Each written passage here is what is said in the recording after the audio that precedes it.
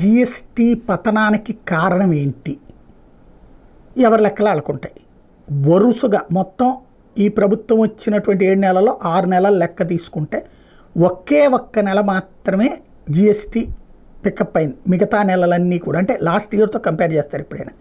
మిగతా 6 నెలలు కూడా వరుసగా దెబ్బతింటూనే వచ్చినటువంటి పరిస్థితి. దానికి కారణం ఏంటి? మైనస్ అన్నది. ఈ నెలలో అయితే దేశపు జిఎస్టీ భారీగానే పెరిగింది. అలాగే అన్ని రాష్ట్రాల జిఎస్టీ ఇంక్లూడింగ్ మన పక్కన ఉన్న తెలంగాణది +10 ఉంటే మనం -6లో ఉన్నాం. ఎందుకు ఇలా? Simple logic. కీన్స్ అర్థశాస్త్రం అందామా, లేకపోతే కారల్ మార్క్స్ సిద్ధాంతం అందామా, వాటిట్లలో పేదవాడి చేతిలో డబ్బులు ఉన్నప్పుడు రొటేషన్ అవుతుంది, మధ్యతరగతి ధనవంతుడి చేతిలో ఉన్నప్పుడు అవ్వదు. అది దాన్ని ఏమంటారు, కోల్డ్ స్టోరేజ్కి పోతుంది. ఫర్ ఎగ్జాంపుల్ ధనవంతుడి దగ్గర ఉన్నప్పుడు ఓ భూమి కొనటమో బంగారం కొనటం కొనేసి పక్కన పెట్టేస్తాడు. అందులో కూడా 3 వంతులు రహస్యంగానే కొంటాడు. దాంతో ప్రభుత్వానికి పన్నులు ఏమీ రాదు. మధ్యతరగతి ₹1,00,000 చేతిలోకి వచ్చినాయి అంటే 70-80 వేలు దాచుకోవడానికి అనుకుంటారు, 20 వేలు ఖర్చు పెడతారు. అంటే సరే నిత్యావసర వసతులు కాకుండా పోను. అదే పేదవాడికి వస్తే 10 వేలు వచ్చినా 20 వేలు వచ్చినా తన జీవితంలో తన దగ్గర లేనిది మధ్యతరగతి దగ్గర ఉన్న దాంతో ఎప్పటికప్పుడు కంపేర్ చేసుకుంటుంటాడు. కాబట్టి దానికి అనుగుణమైనటువంటి చర్యలు తీసుకుంటాడు.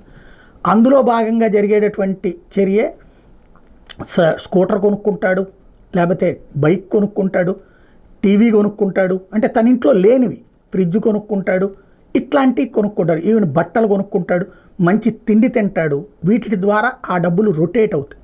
రొటేట్ అయినప్పుడు పేదవాడి దగ్గర నుంచి చిరు వ్యాపారి దగ్గరికి, చిరు వ్యాపారి నుంచి హోల్సేలర్ దగ్గర, హోల్సేలర్ నుంచి డీలర్ దగ్గరికి, డీలర్ దగ్గర నుంచి ఉత్పత్తిదారు 4 సార్లు రొటేట్ అయింది. 4 సార్లు పన్నులు వస్తున్నాయి.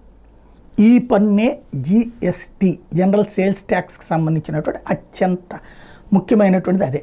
అది మనకి జగన్ టైంలో వరుసగా ఈ సంక్షేమ పథకాలు ఇస్తూ ఉండటం వల్ల జిఎస్టీ ఏనాడు తగ్గింది లేదు. ఇంక్లూడింగ్ కరోనా టైంలో కూడా మన దేశం మొత్తం మీద జిఎస్టీ ఇక్కడే ఎక్కువ ఉండేది.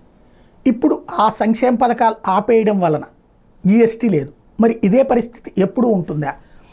ఈ ప్రభుత్వపు ఆలోచన ఏంటి? వీళ్ళు ముందు నుంచి కూడా సంక్షేమానికి వ్యతిరేకం, కాకపోతే అంతకంటే సంక్షేమం ఇస్తామని చెప్పొచ్చారు. మరి దాన్ని నమ్మి ఓట్లేశారా? సంక్షేమం వద్దని ఓట్లేశారు. వీళ్ళల్లో మెజారిటీ వాళ్ళు అభిప్రాయపడేది సంక్షేమం వద్దని ఓట్లేశారు. అన్ని సంక్షేమాలు ఇచ్చి నవరత్నాలు ఇచ్చిన వదిలి ఆరిస్తామని మనకిచ్చారు అంటే అర్థం ఏంటి అని మాట్లాడేవాళ్ళు ఉన్నారు. అదే సందర్భంలో లేదు సంక్షేమం ఎక్స్పెక్ట్ చేశారు, సంక్షేమం వల్లనే జగన్కి 40% ఓట్లు వచ్చినాయి, ఇవాళ 11 సీట్లకే పరిమితమైన మిగతా వాళ్ళు కూడా మనకేసినటువంటిది అందుకే అని మాట్లాడేటటువంటి వాళ్ళు ఉన్నారు. ఏది అన్నది ప్రభుత్వం ఆలోచించుకోవట్లేదు. ఏ IVRS సర్వేనో చేస్తే తెలుసుద్దేమో మీకు సంక్షేమ పథకం కావాలా వద్దా అని అడిగితే అమ్మ ఒడి కావాలా వద్దా అని అడగండి. అట్లాగే చేయూత కావాలా వద్దా, మీకు ఇల్లు కావాలా వద్దా ఈ అడగండి, చెప్తారు వాళ్ళు. అప్పుడు వద్దు అని కనుక ఎక్కువ మంది అంటే ఆపేసేయండి. కానీ ఇప్పుడు ఏమవుతున్నది? చేతిలో డబ్బులు లేవు, డబ్బులు లేదు కాబట్టి వ్యాపారాలు లేవు, వ్యాపారస్తులు నలిగిపోతున్నారు, రాష్ట్రపు ఆదాయము నలిగిపోతుంది. దీని ఇంపాక్ట్ రేపొద్దున మనం తీసుకునే అప్పుల మీద కూడా పడుతుంది.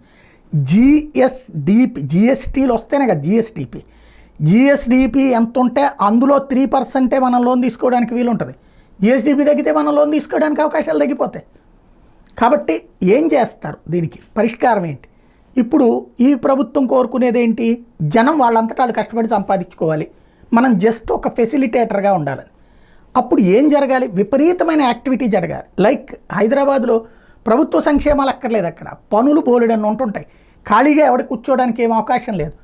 అలాంటి పరిస్థితులు అలాంటిది ఇక్కడికి రావాలి. అది కల్పిద్దామన్నది వీళ్ళ ఆలోచన. మరి ఈ ఏడాది అవుతుందా, వచ్చే ఏడాది అవుతుందా? అప్పటిదాకా జిఎస్టీ పరిస్థితి ఏంటి?